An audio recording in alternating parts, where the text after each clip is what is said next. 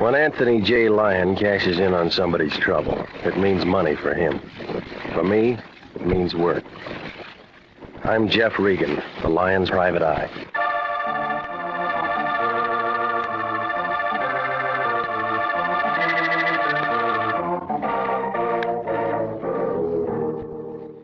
Here's the kind of program you've been waiting to hear.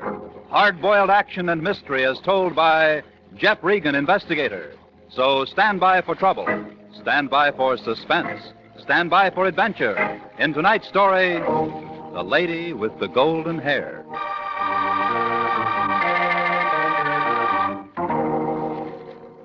And now, here's Jack Webb as Jeff Regan.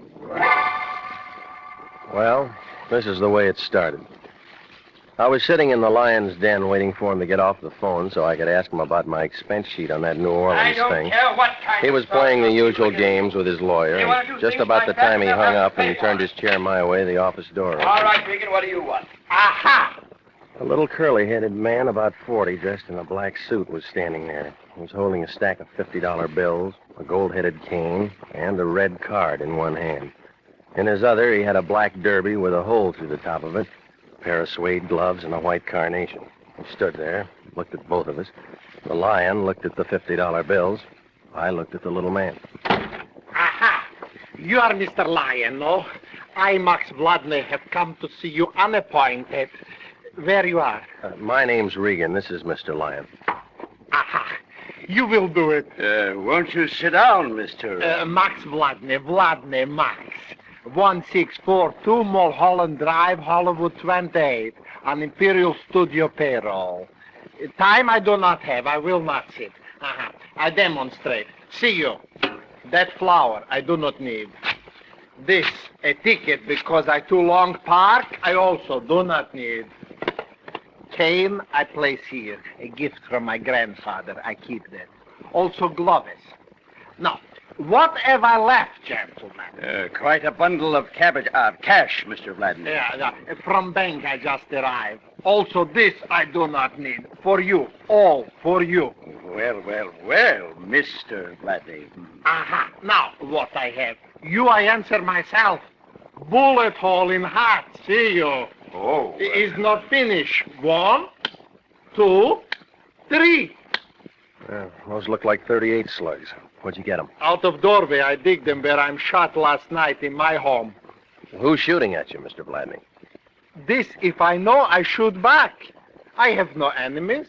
Everyone is madly in love with Max Vladney. I must buy new hat. Cannot buy new hat. Kindly you will guard my body from dying. Of course. Now, you've certainly come to the right place, Mr. Vladney. If your life has been threatened, you can depend on International Detective Bureau to see that no harm comes to you. Therefore it is so. We see. I understand perfectly. Well, if somebody shot at you last night, why didn't you call the police? Mr. Regan meant to ask who recommended you to International. Aha, I explain. In Imperial Motion Picture Studio, where master of makeup, Max Vladney, who is great, is imported to create beautiful faces from skinny skulls and fat necks, is much newspaper. Free sometimes for agents to press. Hollywood police might think because I work on great gun epic, tie my rope tight, is free trick for agents to press. But is not joke. To you I come to take no chance. Yeah. In I am, Mr. Regan. Of course you're in, Mr. Vladney. And Mr. Regan here will stick right by your side until we can get to the bottom of all Now, this. wait a minute. If I have to, I'll use every man on my staff to protect your life, Mr. Vladney. All of the resources of International Detective Bureau are behind you. Regan, I'm entrusting you with Mr. Vladney's life. Already better, I feel. We start. And call me, Regan. Call me. I know. Call you if I run into trouble. Come on, Max.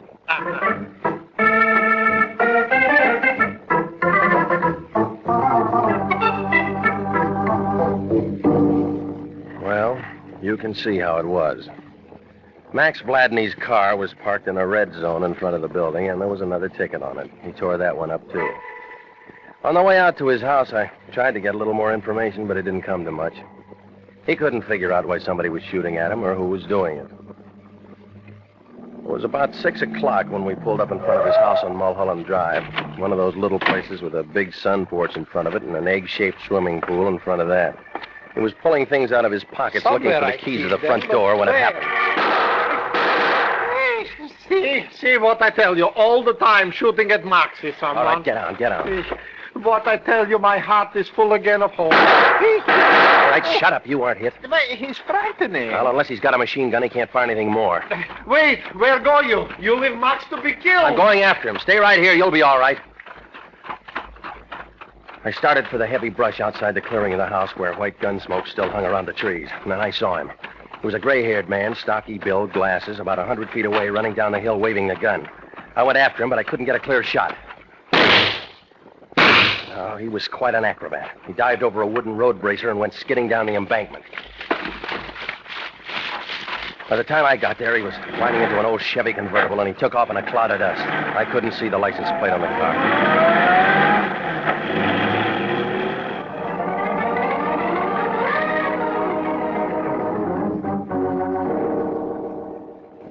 Oh, Max, darling, this is absolutely terrible, terrible, darling. Something like this happening to you. Oh, Max, why would anyone want to do such a thing? It's beyond me. I got back to the house 10 minutes later, and there was a black convertible in the driveway and a very blonde girl in the doorway. She was digging the new slugs out of the woodwork with a penknife. Max was lying on one of the beach chairs. When the blonde girl saw me, she pulled off her sunglasses and held out her hand. How do you do? You're Mr. Regan. Did you kill him? I got away. Oh, and I am again to be shot at. You say he got away, then you saw who it was. Part of him. Who are you? Oh, you beg my pardon. This is Hilda Graham. You have seen her in pictures. The hair, I have seen her differently. She's my wife, almost. Did you see anybody?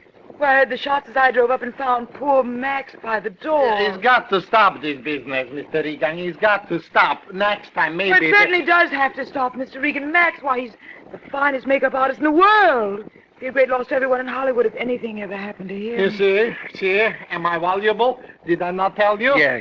Told me. Where's your phone? Oh, in there, in my private workshop, study, where I have to live. Use it, please. Call Mr. Lyon and stop the shooting. Oh, Max, darling, if it's all so terrible, after all you've done to me, now I should be able to do something for you, and I feel so helpless. Lion. This is me. I'm calling from Max's.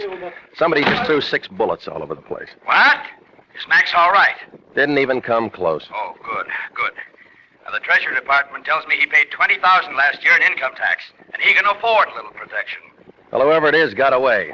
I think we ought to turn this over to the cops. The cops! And let them do for free what we're getting paid to do? Not on your life, Regan. What about his life? We'll worry about that, too. Now, listen. I'm sending Joe Candy out there to give you a hand. Now, this Vladney's a first-class gold mine as far as I'm concerned, and that means as far as you're concerned. I don't care what you... Until then, do anything you want. So long as you stick by Maxie and don't call the cops.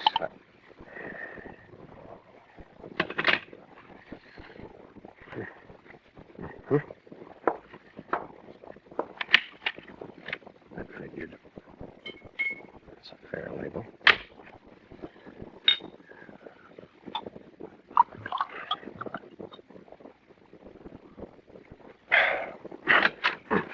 Blue phoning, Mr. Regan? Yeah, you want one? No, thanks. I've something much better than that at my house. I'll bet you have. I live all alone in Toluca Lake, end of the canyon. I'll remember that when I get thirsty. Who do you suppose is shooting at Max? You tell me, lady. I just met him. I thought you said you saw whoever it was. I did. Well, aren't you going to look for him or send out an alarm or whatever you do? Yeah, whatever we do. I see. Don't you think you ought to be in there holding hands with Max? He's had a hard day. Max? Oh, he's resting now.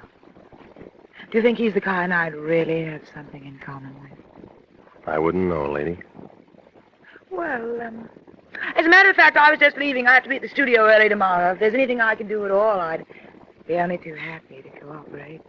Yeah, well, why don't you start by giving me those slugs you were digging out of the doorway? Oh, I completely forgot about those. Here, I meant to give them to you. Thanks, I'll need these. Really, whatever on it for? Comparison test, the ejector marks, the firing pin dents. You can tell if they were fired from the same gun if you want to look into it. And, of course, being a detective, you want to look into it. That's right, I want to look into it. Well, Mr. Regan, it's been nice meeting you. I know you'll take good care of Max. If there's anything I can do... Yeah, I'll give you a ring. Bye, Mr. Regan. Until we meet again. I followed her out the door and watched her pat Max on the head, kiss him on the cheek. And then she slid under the wheel of that convertible like she'd been built right along with it. That famous golden hair was blowing behind her by the time she got onto the main road. Be careful, careful. How lovely she is, Mr. Regan, huh? Yeah, Maxie, she's just fine. For her, too, you must keep me alive. She needs me. Yeah. What now? We wait for another guy.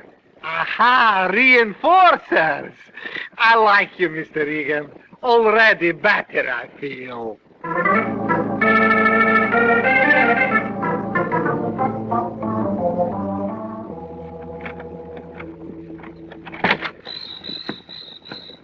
Only me, Regan. Take it easy. Oh, Canto.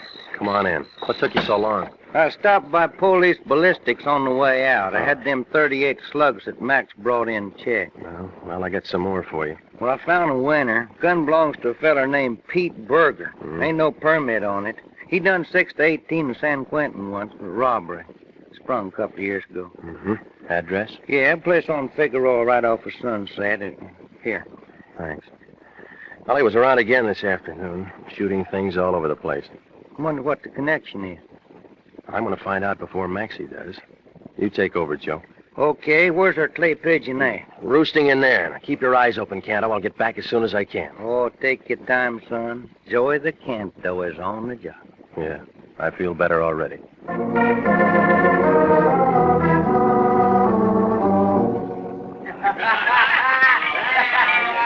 do you know how to play Carolina in the morning? What about Carolina in the evening? Well, if there isn't a stranger in our midst, boy. Get a look at that. Will your white shirt off? Curly-haired. Maybe Sure shine. He's got big feet. Yeah, awful big feet. What'll it be, mister? Mom champagne or beer? Neither one, lady. Well, we ain't got either one for you, copper. You picked wrong tonight. Flossie never picks 'em wrong. I can tell by your feet. You're paid by the city or you're a private peeper and somebody else pays you.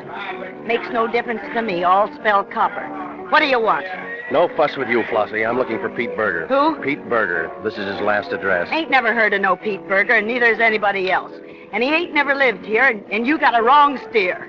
That door lead to rooms upstairs? Yeah, that door leads to rooms upstairs. Mind if I take a look? I mind a lot of things, Seamus, and taking a look is one of them. All right. This Pete Berger you don't know, never heard of, was throwing a lot of lead around yesterday and today, and I'm going to take a look anyway. Wait. Hey, you can't go up there.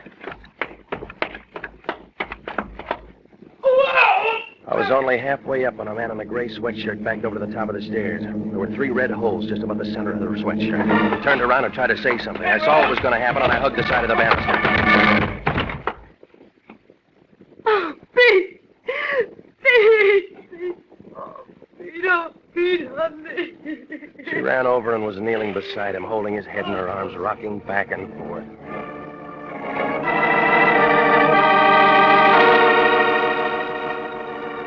Yeah, you guessed it. It was the same man I'd chased all afternoon. And he didn't live 5 seconds.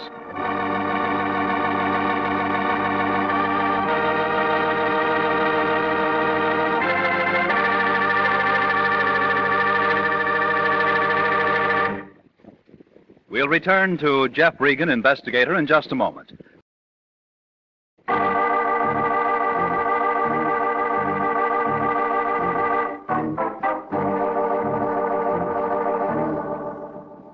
And now, back to the story of the lady with the golden hair. And Jeff Regan, Investigator.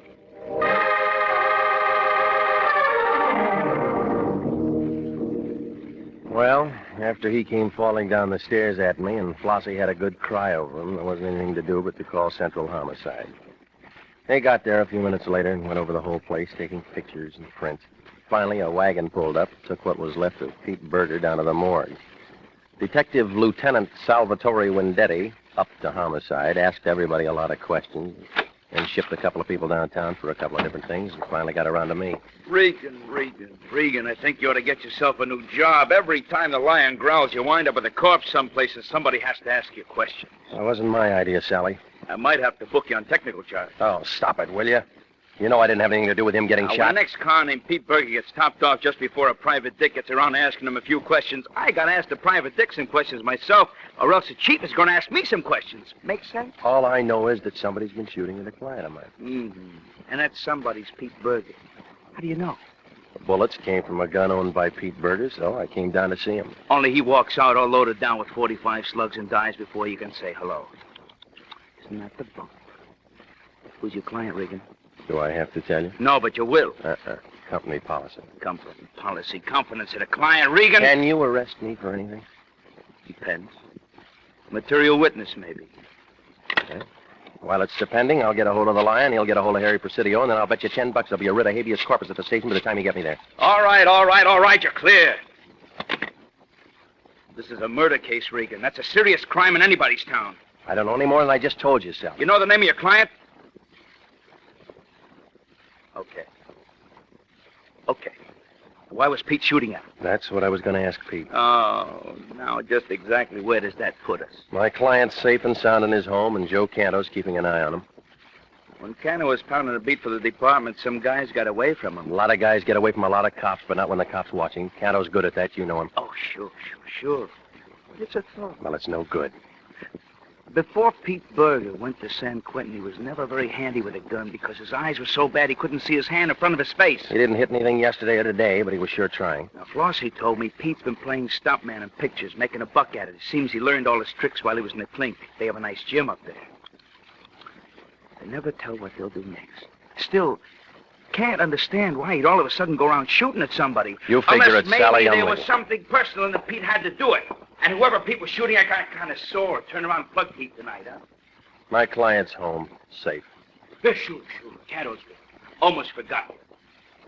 Pete Berger was a perfect setup for a wise guy. An ex-con who done 15 years, who learns his lesson, wants to make a straight dime, gets mad when anybody bothers. Blackmail. It's been done before.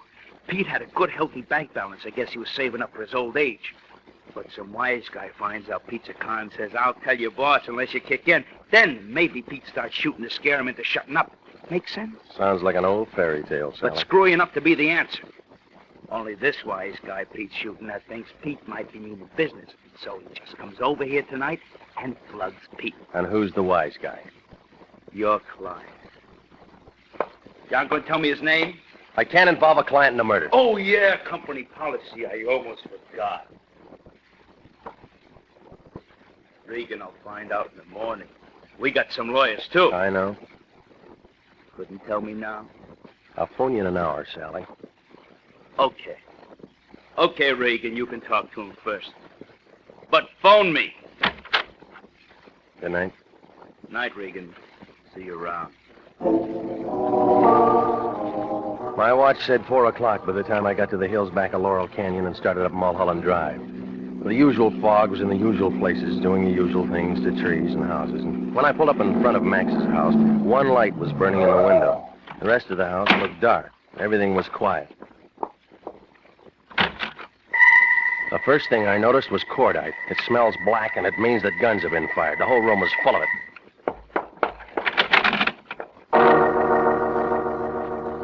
Max Vladney was lying half on the floor and half on the table he'd used for a workshop.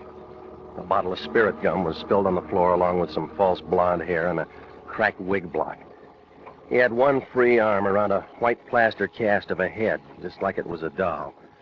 There were 2 blue holes in the middle of his forehead. I just stood there looking at him when I heard a noise in back of me. It was Canto, and he was on the floor at the foot of the bed. Oh, no, don't try to move me, Regan. I've been laying here waiting for you. It's in my lungs somewhere. I don't think I got any blood to spare.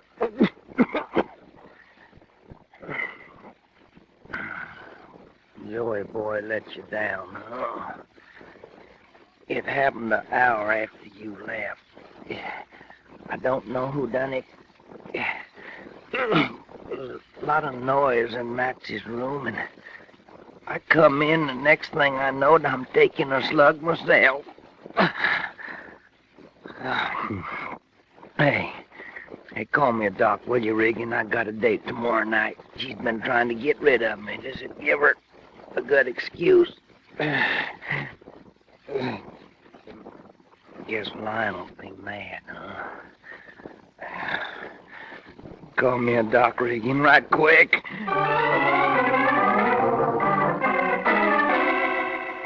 Well, I made a lot of phone calls before it was all over. Hollywood Receiving Hospital, Wendetti, Central Homicide, and I got the Lion out of bed and told him what had happened.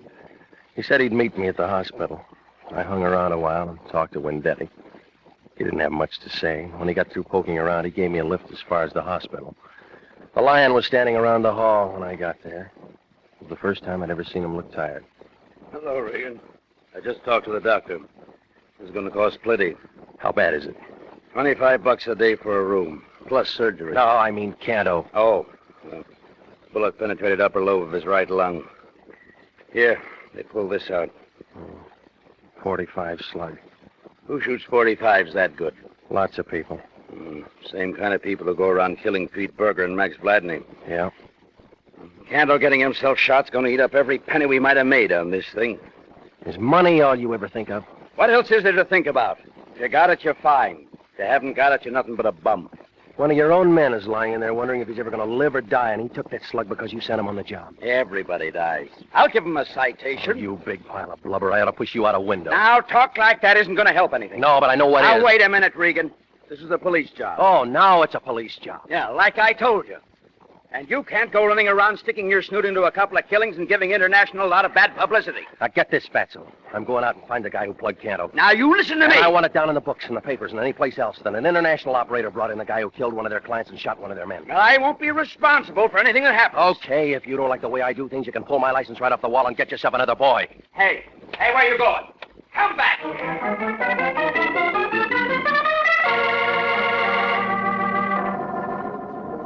Well, Mr. Regan, when I saw you at Max's yesterday afternoon, I didn't think you would come by for that drink at 6 o'clock in the morning. Well, come in. I was just having coffee. I have to be at the studio for an early makeup job. You look all right to me, the way you are. Well, you can be nice. Will you have some coffee? No, thanks. Oh? I just stopped by for a minute. I'm afraid I have some tough news for you. Max. Something happened to Max. He's dead. Oh, no. Not Max. Oh, Max. Somebody shot him 3 hours ago. Why would anyone want to kill Max? That's what I'm going to find out. Max expected me to marry him. So many plans. What can I do to help, Mr. Regan? What can I do? All right, now look. A smart cop named Wendetti is going to be knocking on your door pretty soon. He's going to ask you a lot of questions about Max. Give me the answers first. Would you mind terribly if we sat down? Max was all I had. I want to be near someone. Sure. I know I'm acting silly about this. What is it I can tell you, Mr. Regan? Did Max ever mention a man named Pete Berger? No, never heard that name before. Well, he worked at the same studio. He was the one that shot at Max yesterday afternoon. And he killed Max? No, he's dead, too. He was shot to death an hour earlier. I was there. I'm not very good at this kind of thing. What are you trying to tell me, Mr. Regan? Both of these killings were done by an amateur, and not very good jobs. But there had to be some reason. I don't know. I've been in the business a long time, lady. Too long. People kill for money or love or just for the crazy feel of blasting a gun at somebody. This has been a lot for you. You know, if you find a reason, you find a killer.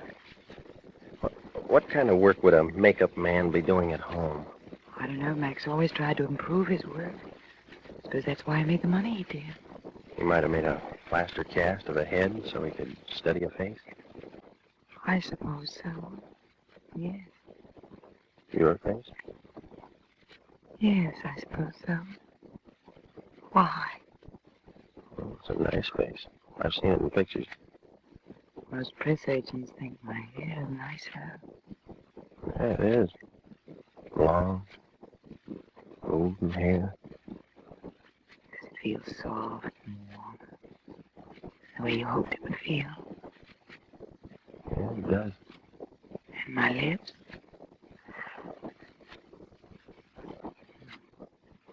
I don't feel bad doing this. I never did love Max. I was indebted to him. I was terribly ill several years ago. He helped me. I can see why he felt the way he did about you. Can you? I like the way you did that. I know what Max had been working on. It was something for you. Really? He was holding a plaster cast of your head in his arms when I found him. Of course, there was no hair on it, and it looked kind of funny. Don't say that! Don't ever say a thing like that! Yep, now I got it. What are you talking about? Murder, lady, lots of it. You killed a poor ex-con because he bungled a job you blackmailed him into doing. You shot him last night because I was going to talk You're to him. crazy. Why would I do a thing like that? Then you went over and you killed Max. And while you were at it, you pumped a slug or two into Joe You said Canto. yourself there's got to be a reason. Every newspaper in the country's going to carry this story, lady. Oh, yeah. Hilda Graham, the one with all the long golden hair, is really as bald as a fresh egg. Shut up! Shut up! Don't you ever say anything like that in front of me! Why do you... Go ahead, lady. Pick up that paperweight and I'll break you in two. Now, come on. Let's go. No. Oh, no, you can't. You mustn't find out about my hair. Please, please don't tell them about my hair. I couldn't stand that. Oh, please, please, you know how nice I can be. Lady, you're a bum.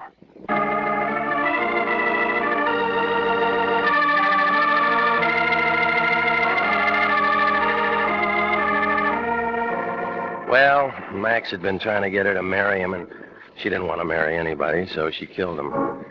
The police stenographer scratched his head on that one until I explained it was her hair, that long golden hair. Only it wasn't hers. It was a wig that Max had fixed up for her. She'd lost all hers when she was sick and couldn't stand the thought of anybody going around knowing it wasn't her own. Well, I guess you run into all kinds. A couple of days later, I saw Canto at the hospital. He'd had some transfusions and a lot of other things. He was coming along fine. He was reading a paper when I walked in. Oh, Regan. So what is what, huh? Hi, Joe. I've been reading about that Hilda Graham. Too bad they don't take her picture without all that pretty hair. It'd serve her right. Yeah. How you feeling? Peachy. Regan, how long we been working for the line? Too long. How many people been killed and messed up in that time that me and you knows about personally? Too many. There's one thing I can't get through my noodles. Why don't we get some other kind of a job? Real estate or movie extras or something. Why do we do it? Why do we do it, Jeff? I don't know, Joe. I don't know.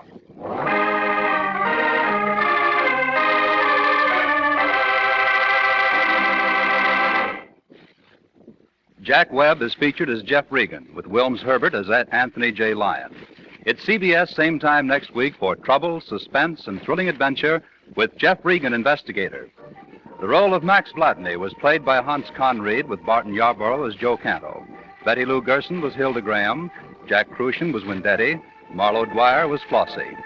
Jeff Regan, Investigator is written by E. Jack Newman, produced and directed by Gordon T. Hughes, with special music by Del Castillo.